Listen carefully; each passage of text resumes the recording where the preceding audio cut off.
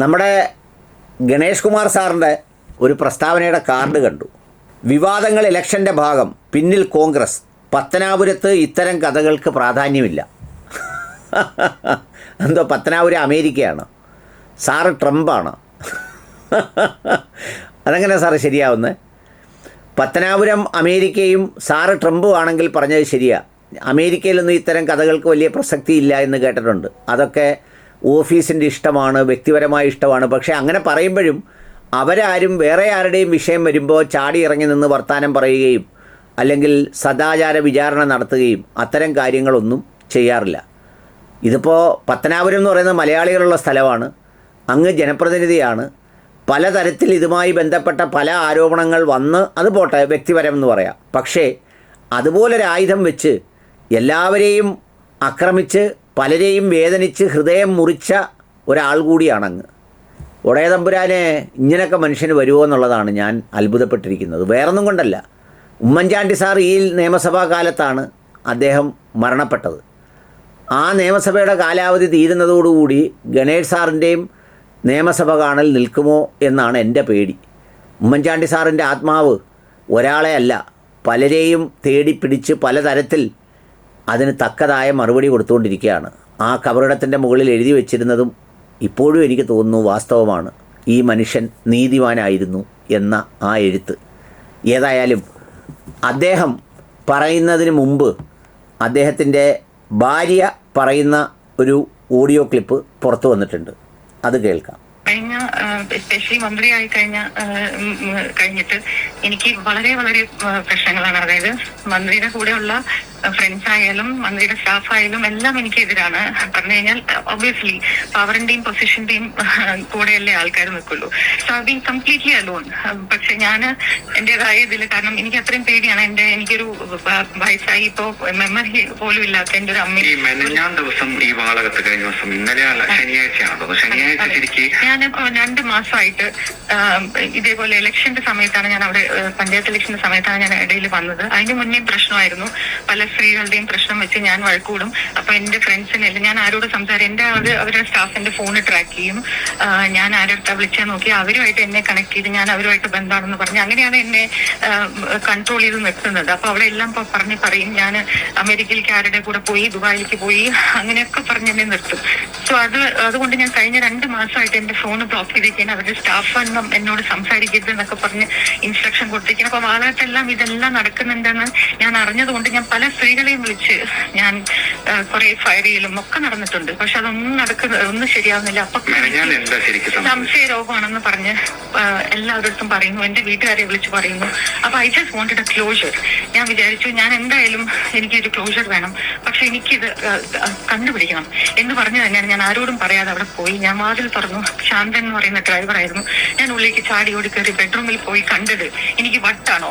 ഞാൻ അവിടെ കണ്ടു കഴിഞ്ഞ് അവിടെ ശാന്തൻ ഓടി വന്ന് എന്നെ തടയാനും ഞാൻ ഫോട്ടോ എടുക്കാൻ നോക്കിയപ്പോ എനിക്ക് ഐ കനോട്ട് എക്സ്പ്ലെയിൻ ഞാൻ എന്ത് കണ്ടു. മോശത്തിനെക്കാട്ടും പറഞ്ഞാൽ അറിയാത്ത എന്റെ I have all the pictures. Video അല്ല, ഫോട്ടോസ് എല്ലാം ഉണ്ട് എന്റെ കയ്യില്. ഞാൻ പോലീസിനെ അല്ല, എനിക്ക് ഐ ലോസ്റ്റ് കൺട്രോൾ. പക്ഷെ ഞാൻ I did not use a bad word. I did not physically assault anyone. മന്ത്രിയെയോ മന്ത്രിയുടെ കൂടെ ഉണ്ടായിരുന്ന ആളെയോ ഒന്നും ഞാൻ ചെയ്തില്ല. പക്ഷെ ഞാൻ ഫോട്ടോ എടുക്കാൻ ശ്രമിച്ചു. ബിക്കോസ് മന്ത്രി അത് പിന്നെയും പറയും എനിക്ക് ഭ്രാന്താണ്, എനിക്ക് സംശയമാണെന്ന് ഞാൻ തിരിച്ചു വന്നു കഴിഞ്ഞാൽ. അതുകൊണ്ട് ഞാൻ ഫോട്ടോ എടുക്കാൻ ശ്രമിച്ചു. ഫോട്ടോ എടുക്കാൻ ശ്രമിച്ചപ്പോൾ എന്നെ ശാന്ത അവരെ പിടിക്കുക, അവരുടെ ഫോൺ മാറ്റുക എന്നൊക്കെ പറഞ്ഞ് എന്നെ he was trying to assault me, try to take snatch my phone. പക്ഷെ ഞാൻ അതൊന്നും സമ്മതിച്ചില്ല. ഞാൻ ഉടനെ ലേഖ ചേച്ചിയെ വിളിച്ചു. ബിക്കോസ് എനിക്ക് അറിയായിരുന്നു എന്തെങ്കിലും പ്രശ്നം ഉണ്ടാവും എന്ന് പറഞ്ഞാൽ ഞാൻ ലാസ്റ്റ് ഡയൽ നമ്പർ ലേഖ ചേച്ചി വെച്ചിട്ടാണ് ഞാൻ പോയത്. ഞാൻ ലേഖ ചേച്ചിയോട് പറഞ്ഞു, if I need any help you have to pick up my call. അല്ലാതെ ഒരു BJP സ്ഥാനാർത്ഥി ഒന്നും അല്ല. ചേച്ചി എന്റെ ബ്രദറിനെ കല്യാണം കഴിച്ചിട്ട് എത്രയോ വർഷങ്ങളായി. സോ അത് വിളിച്ചു. അപ്പൊ ചേച്ചി വന്നു, Bindu immediately you call control room 112. അങ്ങനെയാണ് ഞാൻ വിളിച്ചത്. ഞാൻ ലേഖ ചേച്ചി എന്ന് പറഞ്ഞു വിളിച്ച് കണ്ടപ്പോൾ അവരെന്നെ ഒന്നും ചെയ്യാൻ അവർക്ക് പറ്റിയില്ല. ഞാൻ ഓടി, ഐ റാൻ ഔട്ട്. പോലീസ് വന്നു കഴിഞ്ഞ് പുറത്തേക്ക് വരാന്ന് വെച്ചാൽ പ്രദീപ് എന്ന് പറഞ്ഞാല് എന്റെ വാതിൽ തുറക്കാൻ സമ്മതിച്ചില്ല. വാതില് എന്നെ കൈ പിടിച്ച് വാതിൽ അടയ്ക്കാനൊക്കെ നോക്കി. ഞാൻ ഹെൽപ്പ് എന്നൊക്കെ പറഞ്ഞ് നിലവിളിച്ചു. അത് കഴിഞ്ഞ് പോലീസ് വരുന്നതിന് മുന്നേ തന്നെ ഗണേഷ് കുമാർ ഈ സ്ത്രീയായിട്ട് സ്ത്രീനെ കൊണ്ടുവന്ന കാറിൽ ശാന്തം കയറ്റി ശാന്തം കൊണ്ടുപോയി ഗണേഷ് കുമാർ ഉള്ളിലേക്ക് ഓടി വാതിലടച്ചു. ഇനി ഗണേഷ് കുമാർ സാർ പറയുന്നത് കേട്ടോ.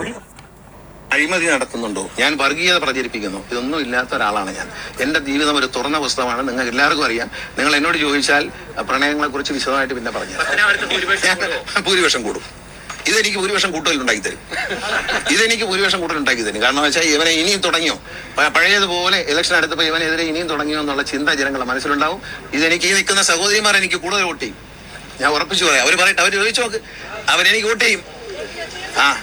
പാവങ്ങളാണ്, ഞാൻ ജയിക്കും, വൻ ഭൂരിപക്ഷം ജയിക്കും. ഈ സഹോദരിമാരോട് ഉള്ളിടത്തോളം കാലം എന്നെ തോപ്പിക്കാൻ നോക്കില്ല.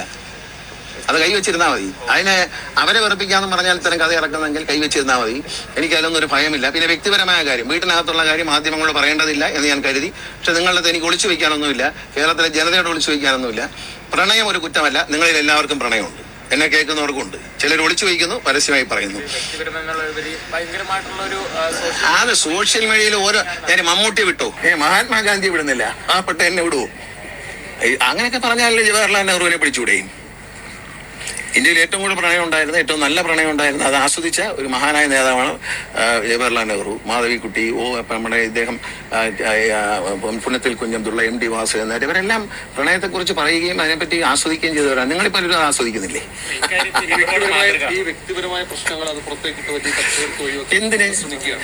എന്തിനാ ഈ മനസ്സിലാകുന്ന ഒരാളെ വ്യക്തിപരമായ കാര്യവും രാഷ്ട്രീയം തമ്മിൽ എന്ത് ബന്ധം? ഒരാൾ മദ്യപിക്കുന്നു, രാഷ്ട്രീയം അയാളുടെ സൗകര്യമില്ലേ? പത്തനാപുരത്തുകാരെ, നിങ്ങളൊക്കെ ഇതിനെ എൻഡോഴ്സ് ചെയ്ത് കൊടുക്കുമോ? ഇതൊക്കെ സർട്ടിഫൈ ചെയ്ത് കൊടുക്കുമോ? എന്തായാലും കാത്തിരുന്ന് കാണാം. അദ്ദേഹത്തിൻ്റെ ആത്മവിശ്വാസവും ആ പറച്ചിലും ഒക്കെ കേട്ടില്ലേ? ഇതൊന്നും ഒരു വിഷയമല്ലെന്നാണ് പറയുന്നത്. ഇതുപോലെ ഇഷ്ടംപോലെ ആകാവുന്നു, ഒരു പ്രശ്നമില്ലെന്ന്.